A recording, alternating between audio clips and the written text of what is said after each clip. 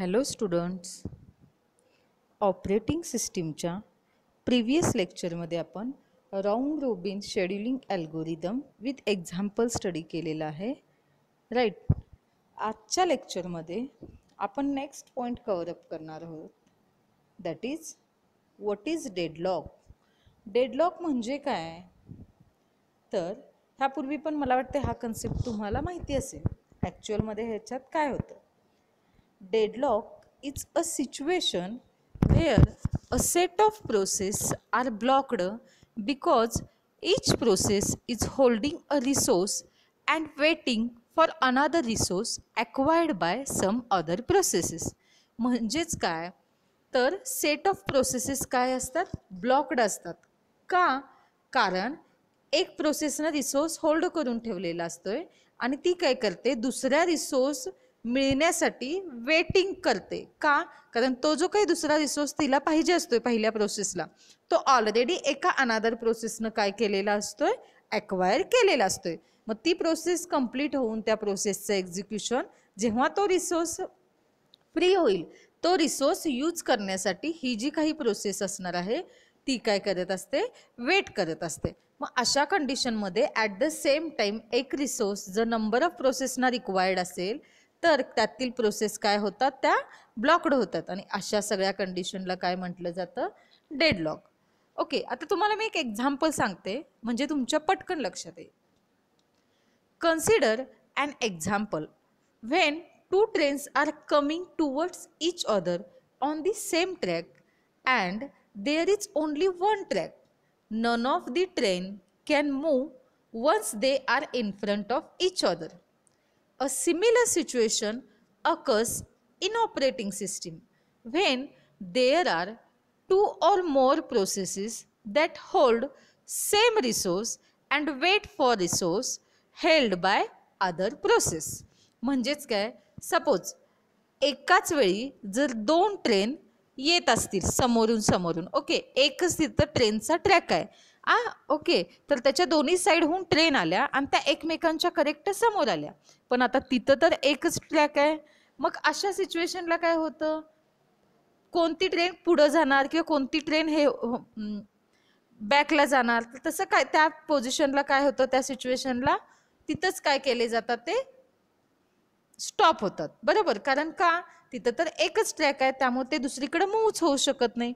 Right. मग अशीच condition ज्यावेळी ऑपरेटिंग सिस्टीममध्ये होते, म्हणजेच काय? दोन किंवा दोनपेक्षा जास्त प्रोसेस जर सेम रिसोर्स होल्ड करत असतील प्लस मग त्यावेळी ते काय करतात?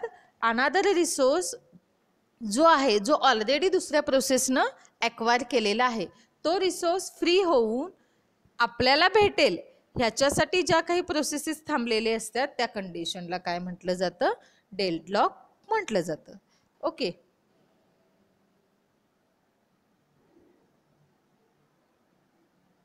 So a process in operating system uses different resources and use resources in the following ways. म्हणजेच काय? आत्ता मी तुम्हाला सांगितल्याप्रमाणे डेडलॉक कधी होतं? तर एकच रिसोर्स जर नंबर ऑफ प्रोसेसला पाहिजे असेल, मग ऑलरेडी एक प्रोसेसनं तो रिसोर्स काय केला असेल? ॲक्वायर केला असेल. ओके, तर त्यावेळी काय होतं? जी काही दुसरी प्रोसेस असणार आहे ती दुसरी प्रोसेस काय करते? त्या प्रोसेसचं एक्झिक्युशन होऊपर्यंत वेट करते. Right. So that is nothing but deadlock.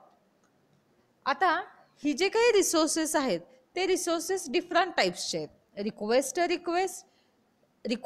A resource, use the resource and release the resource, असे काय असणार आहेत?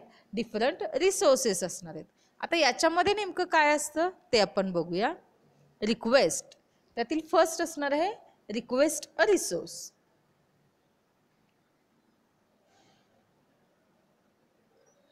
ओके. आता रिक्वेस्टमध्ये काय येणार? तर if the request can't be immediately granted, then the process must be wait until the resource it needs become available. Request म्हणजे काय? सपोज त्याच्यामध्ये ॲक्च्युली काय होतं? जेव्हा एखाद्या रिसोर्ससाठी एखादं रिसोर्स मिळावं ह्यासाठी एखाद्या प्रोसेसने रिक्वेस्ट सेंड केली तर ती इमिजिएटली ग्रँट नाही झाली, तर त्यावेळी ती प्रोसेस काय करते?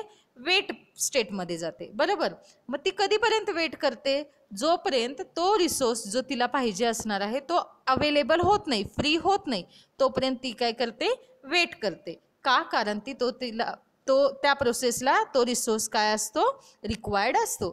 लक्षात येतंय का. रिक्वेस्ट रिसोर्स म्हणजे काय, एखादी प्रोसेस त्याला जो काही रिसोर्स रिक्वायर्ड असतो त्याच्यासाठी ती रिक्वेस्ट सेंड करते, ओके, त्या रिसोर्सला. मग जर तो रिसोर्स अवेलेबल नसेल, तो ऑलरेडी दुसऱ्या प्रोसेसकडे असेल, तर तो रिसोर्स अवेलेबल होऊपर्यंत ही जी काही प्रोसेस असणार आहे जिनं रिक्वेस्ट सेंड केले त्या रिसोर्ससाठी, ती काय करते, वेट करते. आणि जेव्हा जो काही रिसोर्स असणार आहे तो फ्री होईल, अवेलेबल होईल, त्यावेळी ती काय करते, होल्ड करते. लक्षात येतंय का. एक्झाम्पल बघायचं झालं तर तुमचे system calls open, malloc, new हे काय असतील त्याचे एक्झाम्पल्स आहेत, ओके. आता नेक्स्ट असणार आहे यूज. आता याच्यामध्ये काय येणार, यूज द रिसोर्स म्हणजे काय, the process uses the resource, example prints to the printer or reads from the file, okay. म्हणजे जे काही रिसोर्सेस आहेत ते अवेलेबल असल्यावर ती प्रोसेस काय करते, ते रिसोर्स यूज करते. जसं की तुम्ही प्रिंट करताय प्रिंटरमधून किंवा एखादी फाईल रीड करताय, ओके. लक्षात येते का. आणि नेक्स्ट आहे ते आहे release. The process release the resource so that it becomes available for another process. For example सांगायचे झाले तर कुठले कुठले सिस्टीम कॉल येऊ शकतात, close, free, delete and release, हे सगळे system calls examples of release असणार आहेत. लक्षात येत आहे का. सो मी पुन्हा एकदा सांगते, डेडलॉक म्हणजे काय, एक रिसोर्स एका ऑलरेडी प्रोसेसकडे काय असेल, होल्ड केला असेल किंवा यूज होत असेल, ॲट द सेम टाईम दुसऱ्या प्रोसेसला पण जर सेम रिसोर्स पाहिजे असेल तर ती काय करते, प्रोसेस वेट करते जोपर्यंत तो रिसोर्स फ्री होऊन तिला अवेलेबल होत नाही त्या नेक्स्ट प्रोसेसला, ओके. सो त्यावेळी काय केले जातात, त्या ज्या काही प्रोसेसेस आहेत त्या ब्लॉक्ड केल्या जातात. अशा कंडिशनला डेडलॉक म्हटलं जातं. आणि त्याच्यासाठी आपण ट्रेनचं एक्झाम्पल बघितलेलं आहे. नेक्स्ट आपण त्याच्यामध्ये काय बघितलं, ऑपरेटिंग सिस्टीममध्ये डिफरंट टाईप्सचे रिसोर्स यूज केले जातात. मग त्यासाठी काय केले, डिफरंट टाईप्सचे रिसोर्स म्हणजे काय, तेच रिसोर्स पहिल्यांदा काय केली जाते, रिक्वेस्ट केली जाते. रिक्वेस्ट केल्यानंतर रिक्वेस्ट द रिसोर्समध्ये काय होतं, तर एखादी प्रोसेस तिला जर रिसोर्स रिक्वायर्ड असतील तर त्याच्यासाठी ती काय करते, ती प्रोसेस त्या पर्टिक्युलर रिसोर्सला रिक्वेस्ट करते की तिथं ते रिसोर्स अवेलेबल आहेत का जे आपल्याला लागणार आहेत ते, ओके. नेक्स्ट आपण बघितलं यूज द रिसोर्स म्हणजे जर ते रिसोर्स अवेलेबल असतील तर त्याचा यूज करण्यासाठी. आणि नेक्स्ट बघितलं आपण रिलीज द रिसोर्स म्हणजे आफ्टर युजिंग दॅट रिसोर्स आपण काय करतो, ते रिसोर्स फ्री करतो, रिलीज करतो, जेणेकरून ते रिसोर्स दुसरी प्रोसेस यूज करू शकेल. लक्षात येतंय का, ओके. नेक्स्ट पॉइंट आपण बघणार आहोत तो आहे necessary conditions, okay. There are 4 conditions that are necessary to achieve deadlock. Deadlock जर अचीव करायचं असेल तर टोटल 4 कंडिशन्स असणार आहेत. Mutual exclusion, hold and wait, no preemption and circular wait. अशा टोटल किती कंडिशन्स असणार आहेत, 4 कंडिशन्स असणार आहेत डेडलॉक अचीव करण्यासाठीच्या, राईट. आता म्युच्युअल एक्सक्लुजनमध्ये काय होतंय तर ॲटलिस्ट वन रिसोर्स, लक्षात घ्या, म्युच्युअल एक्सक्लुजनमध्ये काय होतंय, at least one resource must be held in a non-shareable mode. If any other process requests their resource, then that process must wait for the resource to be released. म्हणजेच काय तर mutual exclusion म्हणजे at least one resource कसा असला पाहिजे, non shareable मोडमध्ये असला पाहिजे, जेणेकरून जर एखाद्या प्रोसेसनं त्या रिसोर्ससाठी रिक्वेस्ट सेंड केली तर ती प्रोसेस काय केली पाहिजे, वेट केली पाहिजे जोपर्यंत तो रिसोर्स रिलीज होत नाही तोपर्यंत. त्याला काय म्हटलं जातं, म्युच्युअल एक्सक्लुजन, ओके. नेक्स्ट आहे hold and wait.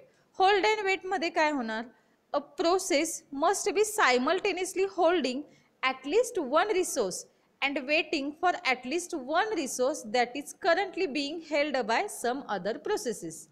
Hold and वेटमध्ये काय होतं, प्रोसेस ती काय करते, ॲटलिस्ट वन रिसोर्स होल्ड करून असते ऑलरेडी, प्लस ती काय करते, एक रिसोर्स ऑलरेडी तिच्याकडे होल्ड केलेला आहे, प्लस दुसरा रिसोर्स जो जो ऑलरेडी दुसऱ्या प्रोसेस काय केलेली आहे, ॲक्वायर केलेली आहे. ओके, ती रिलीज करूपर्यंत त्याच्यासाठी वेट करणे. ओके, त्या रिसोर्ससाठी जी काही पर्टिक्युलर आपली आत्ता सडन जी करंटली प्रोसेस आहे ती प्रोसेस काय करते, ऑलरेडी तिच्याकडे एक काय असणार आहे, रिसोर्स असणार आहे. तरी सायमल्टेनियसली ती काय करते, दुसरा रिसोर्स मिळवण्यासाठी तो जो काही रिसोर्स जर अनादर प्रोसेसनं ॲक्वायर केला असेल तर तो रिलीज होऊन पुन्हा आपल्याला मिळूपर्यंत वेटिंग स्टेटमध्ये असते. That is nothing but hold and wait. लक्षात येते का? नेक्स्ट कंडिशन असणार आहे नो प्रिमम्पशन. म्हणजेच काय, once a process is holding a resource then that resource can't be taken away from that process until the process voluntarily release it. म्हणजेच काय, जर का एखादी प्रोसेसनं रिसोर्स होल्ड केला असेल, ओके, किंवा त्याची जी काही रिक्वेस्ट असणार आहे ती ग्रँट केलेली असेल तर तो रिसोर्स काय होत नाही, जोपर्यंत त्याचं एक्झिक्युशन कंप्लीट होत नाही कम्प्लिटली त्या प्रोसेसचं, तोपर्यंत काय होत नाही, तो रिलीज होत नाही. एकदा का ते कम्प्लिटली रिलीज झाला की मग मात्र तो काय होतो, रिसोर्स फ्री होतो. ओके, पण त्याचं कंप्लीशन कंप्लीट होऊपर्यंत, त्या प्रोसेसचं एक्झिक्युशन कंप्लीट होऊपर्यंत तो रिलीज होत नाही. लक्षात येत आहे का? ओके, नेक्स्ट आहे सर्क्युलर वेट. आता सर्क्युलर वेट म्हणजे काय, suppose P0 P1 P2 up to so on Pn अशा तुमच्या प्रोसेसेस आहेत, सेट ऑफ प्रोसेस आहेत तुमच्याकडं. ओके, तर एक प्रोसेस झाली की दुसरी प्रोसेस झाली की तिसरी प्रोसेस, ह्या सगळ्या काय करतात, एक्झिस्ट होतात. कशा एक्झिस्ट होतात, तर ते काय करतात, it implies the hold and wait condition but it is easier to deal with the condition if the four are considered separately. म्हणजेच काय, सर्क्युलर वेटमध्ये काय होतं, जो काही सेट ऑफ प्रोसेसेस असणार आहे ते सिक्वेन्सली काय होतात, वेट करत काय करतात, त्यांचं एक्झिक्युशन कंप्लीट करतात. लक्षात येतंय का? ओके, नेक्स्ट पॉइंट असणार आहे तो आहे रिसोर्स अलोकेशन ग्राफ. आता रिसोर्स अलोकेशन ग्राफ म्हणजे काय, तर त्याच्या आपण काही प्रॉपर्टीज बघूया. Suppose a set of resources, आता ते resources R1 R2 R3 up to so on Rn असं नंबर ऑफ रिसोर्सेस असणार ना. सो अशा R1 R2 करत आपण नंबर ऑफ रिसोर्सेस आहेत असा कन्सिडर करूया. ओके, त्याचा एक सेट आहे असं कन्सिडर करूया. Which appears as a square node on the graph. Okay, ग्राफवर ते काय केलं, as a square node appear आहे. ओके, तर dots inside the resource nodes indicate specific instance of the resource allocation graph बघतोय हा आपण. मग त्याच्यामध्ये आपण काय करायला लागलो, एक एक्झाम्पल बघायला लागलोय. त्याच्यासाठी बघा, suppose 2 dots might represents 2 laser printers. Suppose हे सगळं जर तरच्या गोष्टीत समजून घ्या, हे एक्झाम्पल द्यायला मी तुम्हाला. 2 dots might present 2 laser printers. Okay, 2 dot काय करतात, लेझर प्रिंटर काय करतात, रिप्रेझेंट करतात असं कन्सिडर करूया. Okay, a set of process P1 P2 अशा कुठपर्यंत असणार, Pn असणार. तर त्याच्यामध्ये रिक्वेस्ट एज म्हणजे काय, असाइनमेंट एज म्हणजे काय, ते कसं डिनोट करतात ते बघूया. रिक्वेस्ट एज म्हणजे काय आणि असाइनमेंट एज म्हणजे काय, तर a set of directed arcs from the process to resource. तुम्हाला डायग्राम दाखवलं लक्षात येईल. हां, ओके, हा असणार आहे तो आहे रिसोर्स अलोकेशन ग्राफ. ओके, हा कोण असणार आहे, रिसोर्स अलोकेशन ग्राफ. आता ह्याच्यामध्ये बघा R1 R2 R3 अशा कोण असणार आहेत, हे रिसोर्सेस असणार आहेत. आणि P1 P2 P3 हे कोण असणार आहेत, प्रोसेसेस असणार आहेत. बरोबर, तर आता ह्याच्यामध्ये जे काही 2 डॉट्स दिसतात ते काय करतात, लेझर प्रिंटर असतात. ओके, तर set of processes P1 P2 P3 up to so on अशा जे काय असतील त्या प्रोसेसेस असणार आहेत. आणि R1 R2 R3 हे काय असणार आहेत, रिसोर्सेस असणार आहेत. ओके, आता रिक्वेस्ट एज म्हणजे काय, तर a set of directed arcs from Pi to Rj indicate that Pi has requested Rj and it's currently waiting for that resource to become available. म्हणजेच काय, रिक्वेस्ट एज म्हणजे कुठलं, तर प्रोसेसनं रिसोर्सला केलेली रिक्वेस्ट. आता इथं तुम्हाला ॲरो दिसतोय बघा, P1 ह्या प्रोसेसनं R1 ह्या प्रोसेसकडं काय केले, रिक्वेस्ट सेंड केले, म्हणून ह्याला रिक्वेस्ट एज म्हणतात.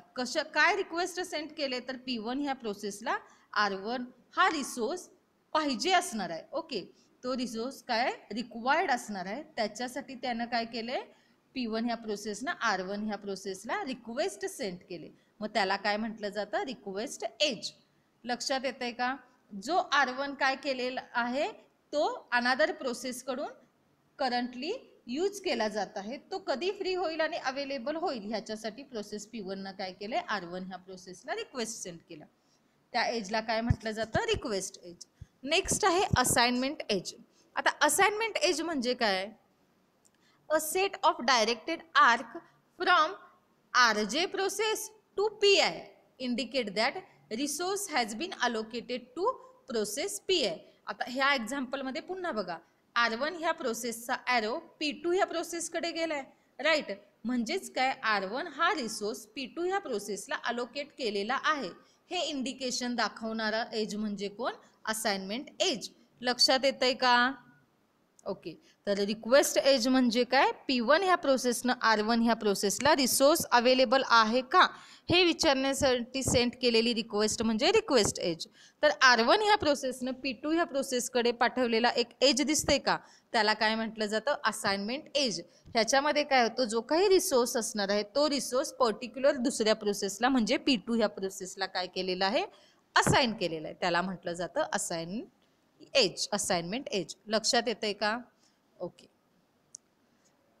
Note that a request edge can be converted into assignment edge by reversing the direction of the arc when the request is granted. म्हणजेच काय म्हटले त्यांनी, जे काही रिक्वेस्ट एज आहे ना ती आपण असाइनमेंट एजमध्ये कन्वर्ट करू शकतो. कसं, तर by reversing the direction of the arc, जे काही आर्क असणार आहेत ना किंवा जे काही ॲरो त्यांची डायरेक्शन रिव्हर्स करून काय करू शकतो, रिक्वेस्ट एजचं असाइनमेंट एजमध्ये करू शकतो.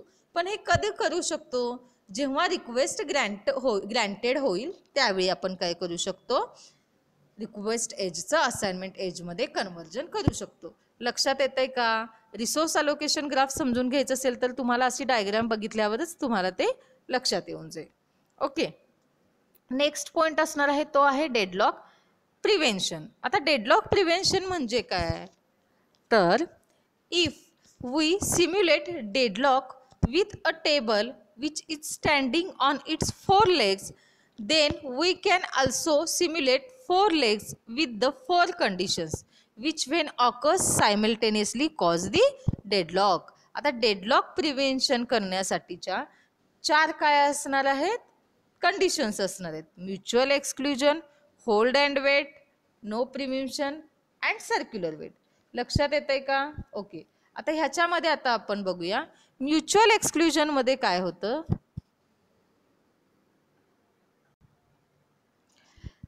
At least one resource must be held in a non-shareable mode. आता मी तुम्हाला ह्या लेक्चरच्या सुरुवातीलाच सांगितले डेडलॉक प्रिव्हेन्शनच्या ह्या 4 कंडिशन्स असतात. मी पुन्हा रिवाइज करायले तुम्हाला समजावं म्हणून. तर म्युच्युअल एक्सक्लुजनमध्ये मी तुम्हाला काय सांगितलं, ॲटलिस्ट वन रिसोर्स काय केला जातो, must be held in a non shareable मोडमध्ये. म्हणजे काय, ॲटलिस्ट एक तरी रिसोर्स काय केला जातो, नॉन शेअरेबल मोडमध्ये होल्ड केला जातो. ओके, आणि जर का अनादर प्रोसेसनं रिक्वेस्ट केली त्या रिसोर्ससाठी तर ती प्रोसेस काय करते, वेट करते कधीपर्यंत, ज्या रिसोर्ससाठी रिक्वेस्ट केले तो रिसोर्स रिलीज होत नाही तोपर्यंत. लक्षात येते का म्युच्युअल एक्सक्लुजन म्हणजे का?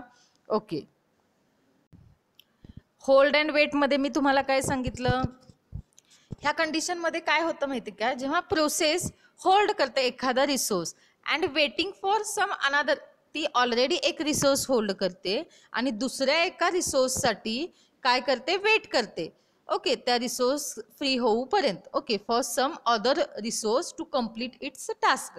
त्या एका प्रोसेसला त्याचं टास्क कंप्लीट करण्यासाठी सपोज 2 रिसोर्स रिक्वायर्ड असतील, तिच्याकडे ऑलरेडी एक रिसोर्स आहे आणि दुसरा आणखीन एक रिसोर्स रिक्वायर्ड असेल, तर तो दुसरा रिसोर्स फ्री होऊन अवेलेबल होऊपर्यंत ती काय करते, वेट करते. सो त्यावेळी काय होतं, डेडलॉक ऑकर होतं. का? Because there can be more than one process which are holding one resource and waiting for other in the cyclic order. काय केलं जातं, ऑलरेडी त्या प्रोसेसकडे एक रिसोर्स आहे पण तिचा टास्क कंप्लीट होण्यासाठी ती दुसरा रिसोर्सचा पण वेट करत आहे. ओके, मग ते वेट करत असताना तोही सायक्लिक ऑर्डरमध्ये वेट करत आहे. हे सगळी प्रोसिजर घडत आहे ती सायक्लिक ऑर्डरमध्ये घडत आहे. अशा कंडिशनमध्ये काय होतं, डेडलॉक क्रिएट होतं. ओके, लक्षात येतंय का? त्याला काय म्हणतात, होल्ड अँड वेट. आणि नेक्स्ट आपण कोणतं बघितलं, नो प्रिमम्पशन. मग ह्याच्यामध्ये मी काय सांगितलं, deadlock arises due to the fact that a process can't be stopped once it starts. However, if we take the resource away from the process which causing deadlock, then we can prevent deadlock. No preemption म्हणजे काय, तर deadlock कधी त्याच्यामध्ये काय होतं माहिती आहे का, जेव्हा एखाद्या प्रोसेसला रिसोर्स अलोकेट केला असेल तर त्याचं पूर्ण एक्झिक्युशन कंप्लीट होऊपर्यंत काय होत नाही, तो रिसोर्स काय होत नाही, फ्री होत नाही. एकदा का त्या प्रोसेसचं कंप्लीट एक्झिक्युशन झालं की मग तो रिसोर्स फ्री होतो. ओके, पण जर त्याच्या आधीच आपण काय केलं, तो रिसोर्स त्या प्रोसेसपासून काय केला, दूर केला, म्हणजे डिफरंट सेपरेट केला, तर त्यावेळी काय होतं, तिथं डेडलॉक अकर होतं. सो डेडलॉक प्रिव्हेंट करण्यासाठी आपण काय करतो,